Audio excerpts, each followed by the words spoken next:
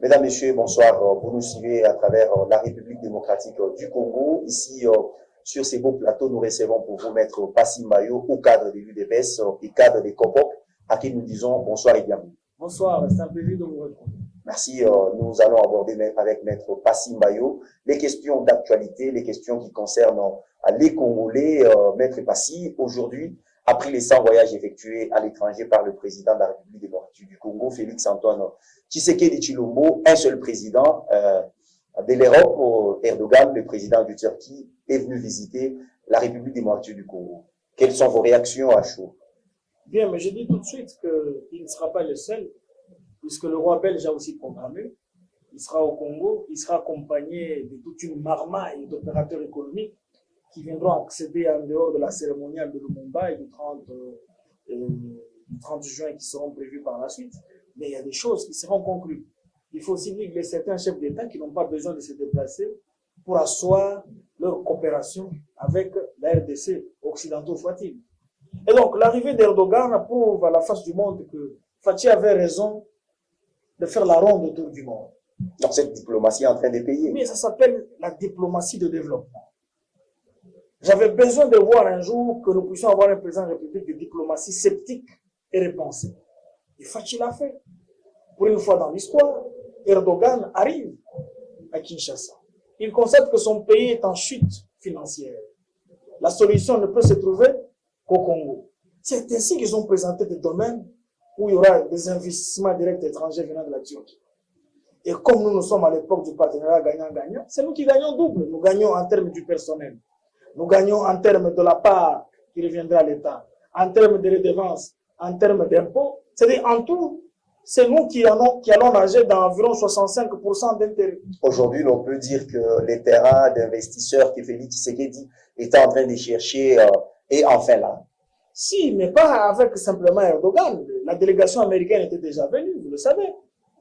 La délégation américaine était déjà venue. Ils ont assis leurs éléments. La délégation allemande était déjà venue. C'est-à-dire, en dehors de ces délégations qui ne venaient pas accompagner de leur chef d'État, le premier chef d'État qui vient d'une puissance non négligeable, qui est la Turquie, il est venu. Il a pu passer, vous avez vu. Les choses n'ont pas exigé, non, pour signer, il faudra qu'il y ait élection, non. Ce sont des accords de développement. Vous pensez que ces accords seront matérialisés dans les jours à venir? Si, mais écoute, dès lors que ces accords sont signés, c'est des accords bilatéraux entre deux États. Il y a un principe en droit international qu'on dit pacta sunt servanda. Les traités ne sont là que pour s'en servir. Donc l'obligation est entre des gens à ligne de compte. Mais ce que vous devez retenir, c'est que les sociétés sérieuses qui sont cotées en bourse comme en Turquie ne peuvent pas commencer déjà à exploiter sans faire la prospection et la faisabilité. Donc ils vont venir pour leur prospection et leur faisabilité. Les choses qui n'appellent pas tout cela, par exemple, la vente des véhicules, la vente des engins, etc., ça n'appelle pas forcément à une prospection fondamentale, peut-être à une prospection de marché. Donc, on peut cependant dire que les Congolais peuvent enfin retrouver l'exigence d'avoir de l'emploi. Et oui, puisque les Turcs qui avaient envoyé une délégation en son temps sur Kabila, les choses n'ont pas eu lieu. Pourquoi? Puisque Kabila n'était pas un interlocuteur crédible. Vous avez suivi Luzolo Bambilesa qui vous a fait un rapport de 120 milliards de dollars partis dans la corruption, détournement et concussion. Mais aujourd'hui, nous avons un IGF. Nous avons un IGF. Si, écoutez, l'état de droit ne signifie pas délinquance zéro. C'est-à-dire quoi? C'est-à-dire qu'il faudra qu'il y ait des gens qui parviennent à délinquer, puis ils sont punis. Tu n'as pas vu que la dame de portefeuille a déposé la liste des mandataires qu'il faut arrêter. Okay. C'est pour vous dire que l'état de droit est déjà en marche. Ils ont compris que Félix Tshisekedi, écoute, moi je vais te faire rire, qu'il y a un de mes petits qui s'est rendu en Europe avec la carte de l'ECD comme étant exilé politique. On lui a dit non, il n'y a plus d'exilé politique au Congo. Avec le nouveau président de la République, les choses se passent bon train. C'est comme ça que certains qui bouffaient l'argent de Ngulu l'insultent comme le fou qui l'insulte à partir de la Corée. C'est-à-dire Fatih a remis les choses sur le rail et continue à se battre pour remettre ce pays sur le rail. Alors, Maître, avec vous, nous allons aborder la deuxième question de cette émission. Cette question concerne les conflits qui existent entre le président de la CENI, qui est Denis Kadima, et c'est lui, le ministre des Finances. Il y a des jeux de Big Bang. En fait, c'est lui des Finances dit qu'il a financé, il a déjà donné de l'argent pour l'avancement de la processus électoral, mais le président de la CENI Denis Kadima dit que le gouvernement jusqu'à ce jour n'a encore rien financé. Non, écoute, d'abord, Kadima est un homme à féliciter. Kadima a présenté l'état des besoins à moyen terme, à court terme, disons à moyen terme et à long terme. Des besoins d'ordre technique, des besoins d'ordre financier. Il y a des choses que Kadima a dit qui sont des choses indiscutables. Vous comprenez? Pour amener des matériels électoraux à Boende, à Bassankouf, à Lukolela, qu'est-ce qu'il faut? Il faut de l'argent, il faut des moyens. Il faut traverser le fleuve, il faut amener des groupes d'électrogènes. Il y a dans certaines provinces là-bas, etc., etc. Ce qu'il a présenté était vrai. Est-ce qu'il s'agit là d'un jeu de ping-pong? Non. C'est un semblant de ping-pong. Eh bien, Kadima, laissez-moi répondre. Voilà pourquoi Kadima est un homme à apprécier. Il dit que j'ai trouvé des problèmes de gestion financière à la CNI. Viens contrôler et viens réglementer les dépenses que nous allons faire. Il ne faut pas oublier que quand bien même la CNI a une autonomie financière, mais l'argent qui va à la CNI, c'est quand même l'argent de l'État. Vous comprenez? Effectivement. Le ministre des Finances a dit que le décaissement de 37 millions de dollars pour régler le passif avait été décaissé le 11, mais le 12, Kadima a tenu son point de presse. Ça veut dire que le virement bancaire n'a pas eu lieu dans le temps. Nous-mêmes, dans nos banques ici ordinaires, est-ce que le virement bancaire s'est fait au tic-au-tac? Maître, au cas où les gouvernements congolais ne financent pas la CENI aujourd'hui, nous pouvons nous attendre à un glissement. Non, c'est-à-dire, on ne peut pas parler du glissement. Le glissement, c'est le jargon de l'époque de Kabila. Malheureusement, il en est devenu une expression de tout le monde. Vous comprenez? C'est-à-dire, si le président de la CENI lui-même vous dit que si ces choses, le président de la CENI n'a pas simplement posé le préalable par rapport à l'argent, il a aussi posé le préalable par rapport au temps, par rapport aussi à la technicité. Vous comprenez ce qu'il y a? Donc, moi, je n'organise pas les élections. Ce n'est ni Fatih qui les organise, non plus le gouvernement. C'est la CNI, constitutionnellement parlant. Et donc, glissement ou pas, nous aurons des élections. Glissement ou pas, il y aura les élections. Et c'est là que je dis, mais pourquoi? On doit avoir des élections. Dans les délais constitutionnels. Constitutionnellement parlant, oui. Mais jusqu'à présent, le gouvernement n'a pas encore financé la CENI. Mais écoute, le gouvernement a déjà amorcé le processus de financement. Aujourd'hui, pendant que je te parle, j'imagine que le virement bancaire a déjà eu lieu. Cette question de passif sera réglée. Il y a 100 millions de dollars qui ont été décaissés, qui vont arriver à la CNI, mais qui doivent respecter les cursus bancaires. On ne se donne pas l'argent comme ça, comme des cacahuètes, mon ami.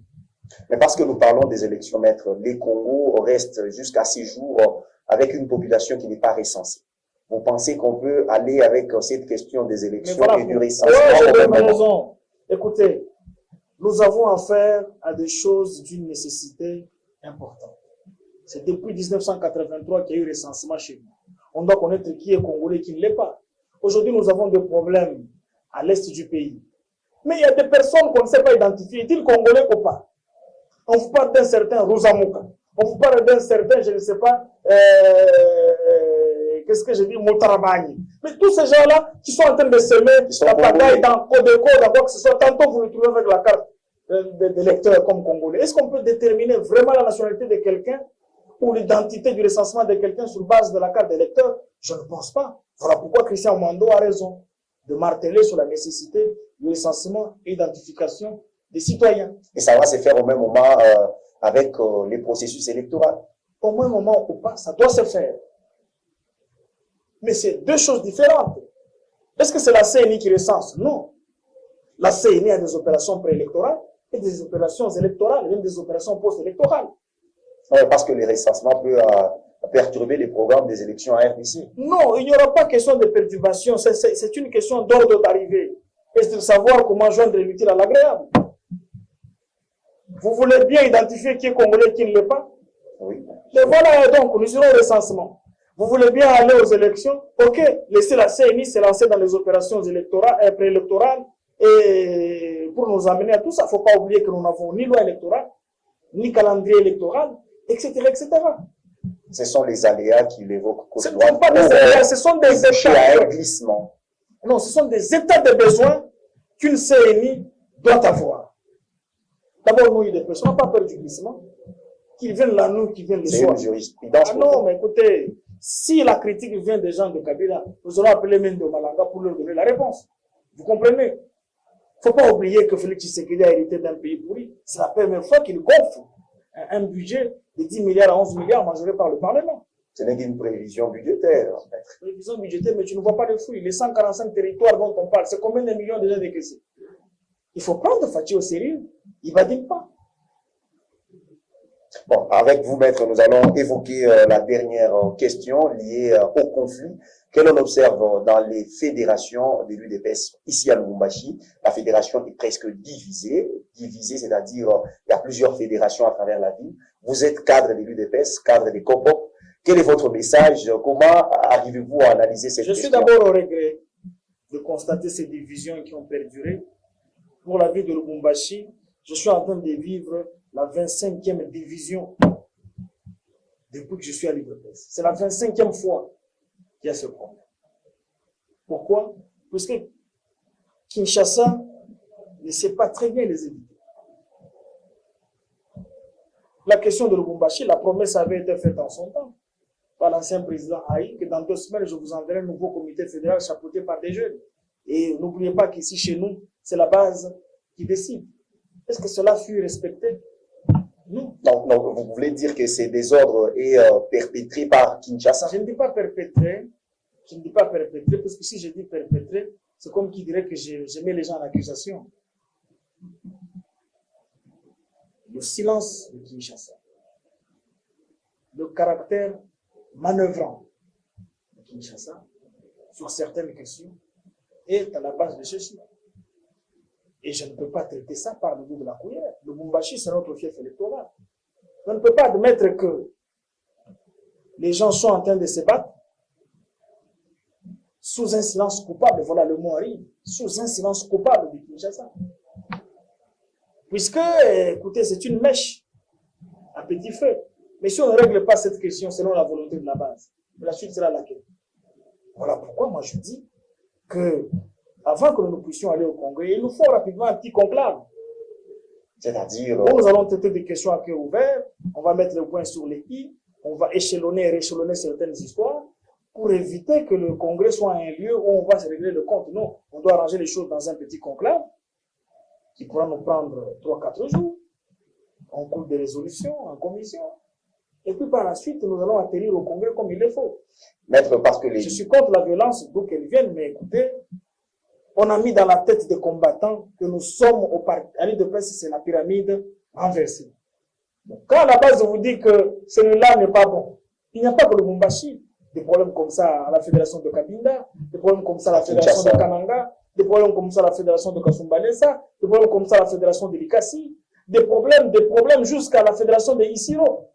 Vous en avez vu à la fédération de Mbandaka. Donc ça doit nous interpeller, on doit essayer de résoudre cette question. D'ailleurs, ceux de Kinshasa doivent se réjouir. Parce que le camp de gauche, tout comme le camp de droite, tous sont pour Fatih et ils sont pour l'UDPS. Dans l'UDPS, aujourd'hui, l'UDPS, parti au pouvoir, se divise pour des postes et pour des intérêts. Non, mais ce n'est pas pour des postes. Est-ce que la fédération est un poste? Diriger la fédération est un poste. À l'UDPS, les fédéraux sont des esclaves de la base. Ce n'est pas un poste. Il y a des intérêts liés à cela. S'il y a des intérêts à cela, comme vous le dites, le seul parti qui tabasse les fédéraux, c'est l'UDPS, non? Est-ce que vous pouvez vous réjouir d'être esclave d'une base, en même temps, quand vous allez à côté, il vient vous gifler? Respectez la volonté de la base, c'est tout. Respecter la volonté de la base. D'ici un mois, peut-être 30 jours, il y aura, je vais dire, il y a un terme que vous aimez beaucoup utiliser dans votre parti politique, selon vos textes. Vous devez avoir, je ne sais pas moi, conclave, quelque chose à laquelle vous devez désigner le président du parti. Parce que jusqu'à preuve du contraire, vous n'avez pas un président. Oui. C'est-à-dire, le Congrès n'aura pas simplement la désignation, n'aura pas comme objectif la désignation du président du Congrès. Il y a d'autres questions administratives qu'il faut créer. Il faut revisiter les statuts de l'UDPS. Il faut l'adapter à un parti politique au pouvoir. Vous comprenez? Hier, il avait la connotation d'un parti politique d'opposition. Message de paix à tous les combattants de l'UDPS à Lubumbashi divisés aujourd'hui. Alors, combattants de l'UDPS, Inge Tapona Bino. D'abord, je vous demande de vous mettre ensemble. Ça, c'est la première des choses. Je vous demande d'arrêter de vous diviser. Puisque si vous, la base, vous êtes divisés, aucune autorité du parti ne peut marcher sur vos droits. La première stratégie, c'est d'être soudé. Deuxième des choses, après avoir été soudé, vous savez exposer vos problèmes de manière facile. Vous comprenez? Et donc, j'ai dit à cette base, nous avons pris acte de vos droits réclamatifs. Vous avez le droit de vous plaindre, vous avez le droit de réclamer. Vous comprenez? Donc, l'UDPS n'est pas un parti politique paroissial. L'UDPS est un parti politique idéologique. Le target du militant, c'est l'idéologie. Voilà. Maître Passy, nous vous disons merci d'avoir répondu à notre invitation. C'est moi qui vous remercie. Je vous témoigne tous les sentiments patriotiques. Surtout que c'est la première fois que vous me recevez à votre studio combien stratégique. Merci beaucoup. Merci à toute la population congolaise qui nous a suivis à travers la République démocratique du Congo. Nous vous demandons de vous abonner à cette chaîne YouTube GR TV Lubumbashi. Nous vous disons au revoir et prenons rendez-vous à la prochaine. Ciao.